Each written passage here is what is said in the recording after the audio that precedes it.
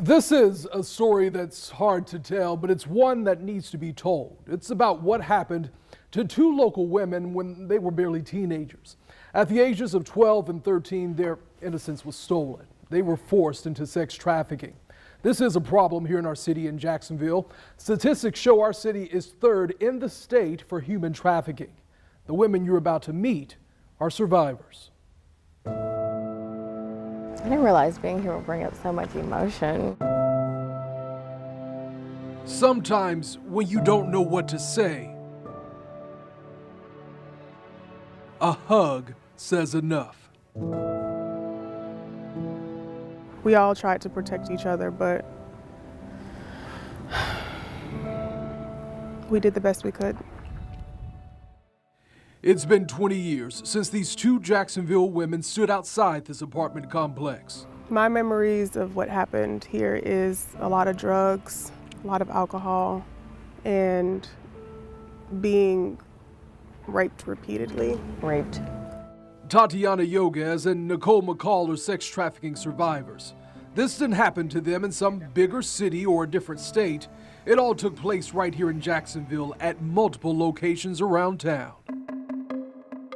This is where we were first brought to when we were kidnapped. They say they were taken from the south side of Jacksonville at the ages of 12 and 13 and driven to this motel off Lane Avenue on the city's west side. And we didn't have our clothes, so even if we attempted to run out of the room, we would have been naked.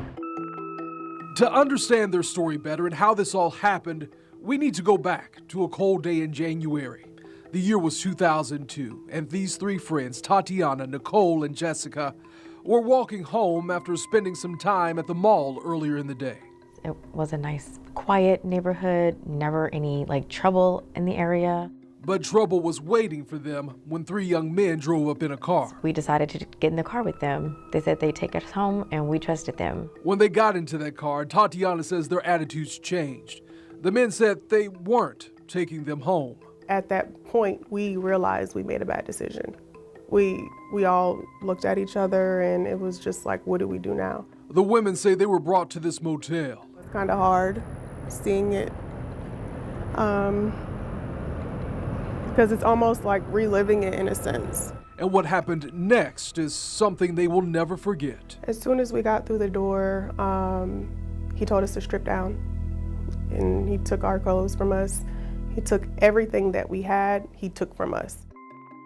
After that, they say they were forced to take pills and drink alcohol. They were just children and helpless. We didn't have a choice whether we wanted to take them or not. It was, here's these pills, wash it down with this, and it was alcohol. Yeah, it was Hennessy. I remember the smell and just the taste and everything. And then and he also gave us cocaine. And so he just forced us to do these drugs.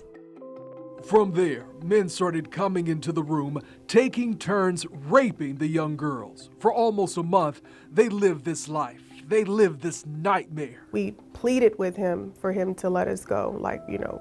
We're 12, 13, and 14.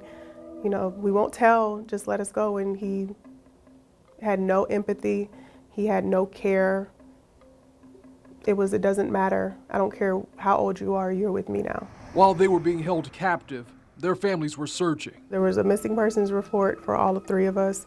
Yeah, there were flyers everywhere, all over Jacksonville. From this motel to strip clubs to homes to apartments. This is just another place where we were trafficked. The young girls held out hope they would be able to escape, but as each day went by, that hope faded. I thought we were gonna die there. I thought that was just gonna be, I thought he was probably gonna just use us up and then kill us. That was until one day when one of the men watching them realized how young they were and felt bad about their situation. He threw clothes on the ground and just opened up that back door, and he was giving us that eye, get out while you can. This is your opportunity. So we looked at each other, we took the opportunity, we threw them shirts on, and we just ran out. After escaping, they were reunited with their families, and you would think their story would have a happy ending, but that's not what happened. We weren't treated that great from officials, so we were treated as though it was like runaways. We were Yeah, that's how we were treated. Promiscuous runaways. Yeah. The girls said they were given little resources or help for what they had been through and were sent back to school. I attempted suicide when I got back home. I tried to take all my mom's pills that were in her medicine cabinet. As adults in their 30s, they're now healing. While I was in therapy, I started to learn more about myself and what I had experienced, and then I realized that I was in fact a sex trafficking victim.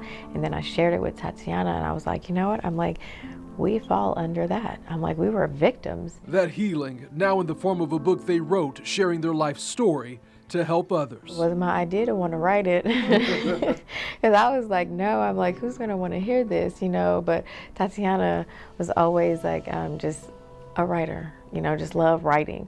And so she was like, our story needs to be told. And I was like, you're right, our story does need to be told. Their story has now been told, but tears still continue to fall. And those might be words the heart can't say. And as for Jessica, you see her picture here. The third girl who was kidnapped and released with them was tragically murdered years later. Their main trafficker, he was also murdered after serving some time in jail. Tatiana is now a survivor advocate with the Dolores Bar Weaver Policy Foundation. Nicole also works with a number of nonprofits devoted to human and sex trafficking, and they both help with law enforcement training. And parents, they tell me a lot of sex trafficking today is happening online. That's where young girls and boys are first groomed. And you can read their advice right now in this story on our website, firstcoastnews.com, and in the First Coast News app.